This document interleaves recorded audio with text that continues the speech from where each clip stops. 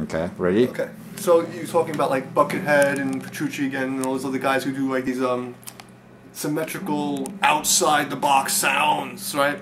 You know, and not gonna try to mock because they're good guitar players. I'm not gonna diss them that much, but the idea behind it is just symmetrical, what I call geometric progressions. Okay, meaning like I do it when I play a lot of like metal progressions and a little like metal riffs. I'll just take a progression or a shape and then move it around symmetrically, right? If you do that with any pattern, it starts to sound really cool and outside, you know, trippy. So, for instance, let's just take a whole tone scale, okay, which is just, okay, just symmetrical scale. Okay, if we just start tapping this in any kind of pattern that's symmetrical,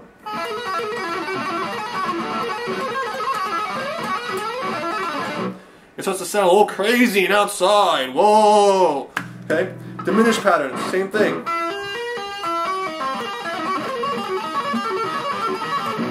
Okay? I'm doing this very simple, only 2 fingers, so that you guys can actually do this at home and see how stupid this shit is. That it's not some mystery school thing. No, it's just symmetrical patterns, a small symmetrical pattern. Now you take guys who like, Buckethead, for instance, I don't listen to it, I've only heard a couple little tracks. I think the guy's a phenomenal guitar player. His video game stuff was great, and like, I love the little puppet and everything, whatever. But the point is, if you actually analyze what he's doing, he just takes a lot of like, unpopular scales, like whole tone and diminished type of sounds, and just plays them in symmetrical patterns.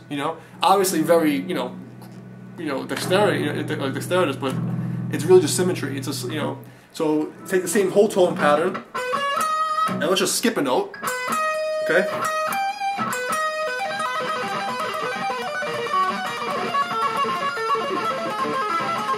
Okay, and this is like similar sounds. Now, obviously, if you want to sound exactly like him, okay, you'd see what shapes he's using, and then like just copy that. But the concept is still there. You can do this idea, this geometric shapes with anything. It can be a minor scale. It could be a pentatonic scale, but it's not going to have the outside sound because it's not symmetrical. Okay, that's the key. So a symmetrical shape, meaning if I'm playing whole notes, I play whole notes the entire time. If I'm playing, say a diminished scale, like a minor third, I play the minor third every single time. Okay, so that's what I mean by symmetrical. It's a constant. Okay, that's not like say a diatonic, asymmetrical scale, because the diatonic scale, the major scale, minor scale are not symmetrical. You can't flip them over and over again and be the same thing. That's why you have modes of the scale. Okay, so that's really how you get that like crazy outside sound. You can do the same thing with a chromatic scale. Okay, if you make it a symmetrical progression. Okay, so if I take it, I'm trying to think of something that you can actually follow. Okay, like, it's really just some stupid pattern. When you play it like in a symmetrical way, moving across, it starts to make sense. Like it's almost a scale, but it's really just random freaking notes. Same thing doing it in thirds, right? A second.